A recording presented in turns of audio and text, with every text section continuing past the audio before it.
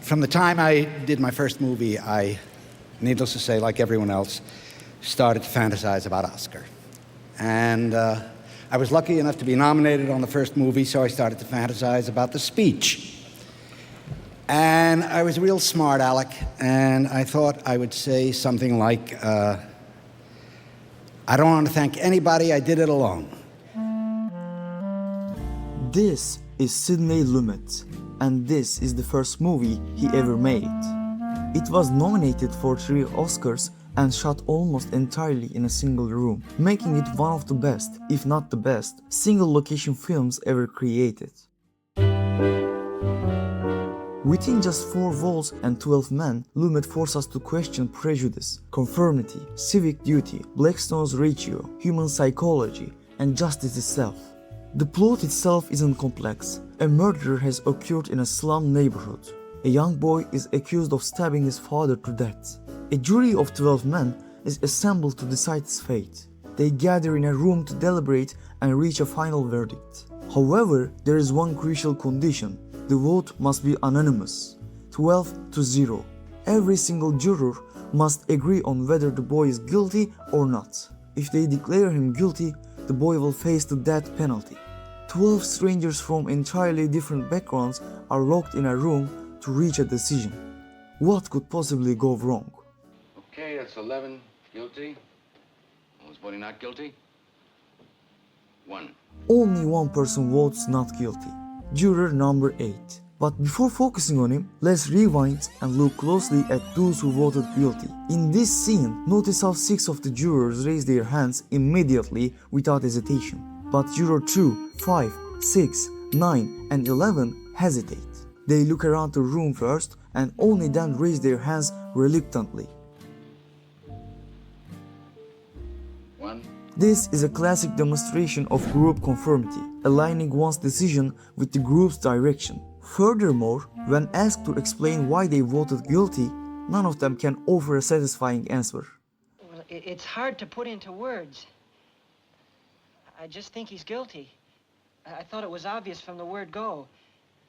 I mean, nobody proved otherwise. Had this initial vote been conducted by secret ballot, some of them might have voted not guilty right from the start. Now, setting the hesitant voters aside, let's look at those who raised their hands without hesitation. One of their main motivation is the testimony of 2 eyewitnesses. The first witness is an elderly man living downstairs. He claims he heard the boy scream, "I will kill you," got out of bed, reached his front door within 15 seconds and saw the boy running down to the stairs. The second witness is a woman across the street who claims she woke up, looked through the window of a passing elevated train and saw the boy stab his father. As the film progresses, these 2 testimonies reveal logical errors, or rather, grounds for doubt. The person who works the hardest to bring these doubts to light and forces the others to think is juror number 8. What makes him so special? Or, asking the question in reverse, what do the other 11 jurors have that juror 8 lacks? Prejudice. If a person holds a deep bias against someone and the evidence seems to support that bias, they won't critically evaluate the logical consistency of that evidence. After all, their prejudice has been validated. Questioning the evidence will threaten their bias, which they would perceive as a personal defeat. Jurors 3 and 10 act entirely on their prejudice. Juror 3 believes today's youth have no respect for their fathers, are inherently rebellious, and are capable of striking them, placing the defendant directly into this category. Juror 10 harbors class prejudice. For him, a child killing his father is simply expected behavior from someone raised in the slums. You're not going to tell me that we're supposed to believe this kid knowing what he is? Listen, I've lived among them all my life. You can't believe a word they say. You know that. I mean, they're born liars. In addition to bias, the apathy of certain jurors is striking. For Juror 7, the trial is a minor inconvenience. His priority is reaching a quick verdict so he can catch a baseball game. Juror 12, an advertiser, doodles pictures or plays game with Juror 3 during discussions. These jurors adopt a "let's just wrap this up and leave" attitude. In fact, Juror 3's indifference is so severe it becomes clear he wasn't even paying attention during the court proceedings. Yet, among these jurors, there are those who aren't explicitly prejudiced or entirely apathetic, yet still voted guilty in the first round, the hesitant ones. Reaching the truth or introducing alternative perspectives seem almost impossible among a group made up of the prejudiced, the indifferent, and the passive. That is where Juror 8 steps in. What makes Juror 8 so effective? Yes, he is intelligent and capable of spotting flaws in the evidence, and his communication skills are strong. But what truly sets him apart is his sense of duty. A young boy's life is on the line. As a juror, this responsibility is far too serious to be compromised by prejudice, apathy, or hesitation. It deserves, at the very least, an honest discussion. So how come you vote not guilty? Well, there were 11 votes for guilty. It's not easy to raise my hand and send a boy off to die without talking about it first. By introducing his perspective, Juror 8 gradually forces the others to grasp the gravity of their role. Doubts begin to creep in, and some update their votes to not guilty. Another key area impacted by Juror 8's initiative is the re-evaluation of eyewitness accounts. Examined individually, the testimonies make the boy look guilty, but when placed in proper context, they crumble under scrutiny. Take the old man. He claimed that upon hearing a noise from the apartment above, he got out of bed and reached his door in 15 seconds. Yet, for an elderly man with severe mobility issues, covering that distance in 15 seconds is physically impossible. Furthermore, considering the deafening noise of the passing L train at the exact moment, the likelihood that he could hear a voice from the upstairs and accurately identify it as the boy's drops significantly. This raises a critical question. Why would a witness lie or give inaccurate testimony if they have no personal grudge against the accused? Why claim a 15-second timeline that is impossible or omit the detail of a roaring train? Then consider the woman. She had visible marks on the bridge of her nose, indicating she wore heavy eyeglasses.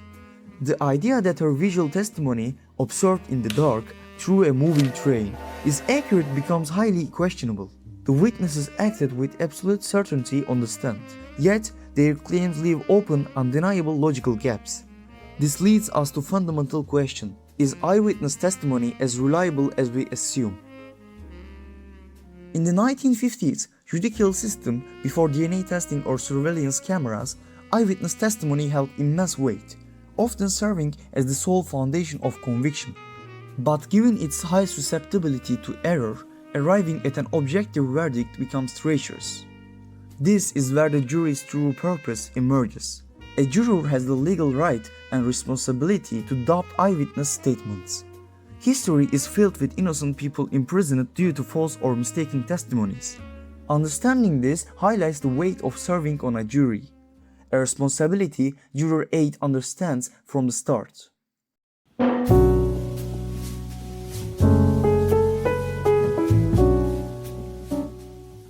His persistence triggers a domino effect of realization, leaving only 3 jurors voting guilty: Juror 3, 4, and 10. At this point, an unsettling thought arises. What if the boy actually is guilty? What if the witnesses were telling the truth, and Juror 8 has been fighting in vain? Wouldn't this champion of justice suddenly become the exact opposite? Throughout the film, one concept is constantly emphasized: reasonable doubt. If a juror holds reasonable doubt regarding the evidence, they are legally bound to vote not guilty. Why is reasonable doubt so critical? Because it touches upon a fundamental moral dilemma. Is it worse for an innocent person to go to prison or for a guilty murderer to go free? This core question is articulated by one of the quietest members in the room, Juror 6. To analyze this problem, we look to criminal law and a principle known as Blackstone's ratio, formulated by English jurist William Blackstone. It is better that 10 guilty persons escape than that one innocent suffer. Most modern legal systems are built upon Blackstone's principle. Protecting the innocent takes precedence over punishing the guilty. This is reflected in the presumption of innocence, that a person remains innocent until proven guilty beyond a reasonable doubt. Why is protecting the innocent so vital? Let's look at the alternative. If a guilty person goes free, their motivation to commit crimes may increase, and they may continue to harm society. That is a failure of justice. But when an innocent person is punished, the damage to society's collective trust is far worse. Individuals realize that obeying the law guarantees no protection, shattering the overall stability and faith in the judicial system itself. Returning to the movie, let's examine Juror A's approach. His method of scrutinizing evidence and planting seeds of doubt in others is remarkably effective. So effective, in fact, that one might ask, is he being manipulative? In reality, Juror 8 simply pushes skepticism to its logical conclusion, even turning that skepticism onto his own assumptions. He is not fanatically attached to the boy's innocence. Boy, you really think he's innocent? I don't know. In fact, during the second vote, he agrees that if everyone else still votes guilty, he will change his vote and end the deliberation. He does not try to prove the boy is innocent. Had he tried, he likely would have failed. Instead, the jurors who relentlessly push for a guilty verdict trap themselves. In a debate centered on doubt, their overconfidence and underlying biases make them appear unreasonable and unconvincing. The contrast between Juror 8 and Jurors 3 and 10 is stark. Juror 8 does not force his views on others, is not 100% certain of his own position, and does not view changing someone's mind as a personal victory. Jurors 3 and 10 do the exact opposite. They force their opinions, claim total certainty, and treat the debate as a personal battle. Because their arguments are rooted in personal ego, their breaking points are deeply personal as well. Other jurors change their votes rationally as doubts about the evidence arise. But Jurors 3 and 10 only yield when forced to confront their own internal flaws and personal trauma. Changing their vote is not just acknowledging weak evidence, it is a defeat against their own egos. Among the group, Juror 4 stands apart, calm, composed, and relying strictly on logic. He engages in the most intellectually rigorous debates alongside Juror 8. Yet despite defending the guilty verdict for most of the trial, once the logical inconsistencies regarding the witness's vision are laid bare, he objectively accepts the doubt and changes his vote. In the end, is the defendant actually guilty? The movie never gives us definitive answer, nor does it intend to. What it does answer is how a juror and a society ought to function. My own thoughts on Sidney Lumet and the film are that I think he did an excellent job of engaging the audience in a film where dialogue is the primary focus. And it's incredible to me that someone could make such a good film on their first attempt.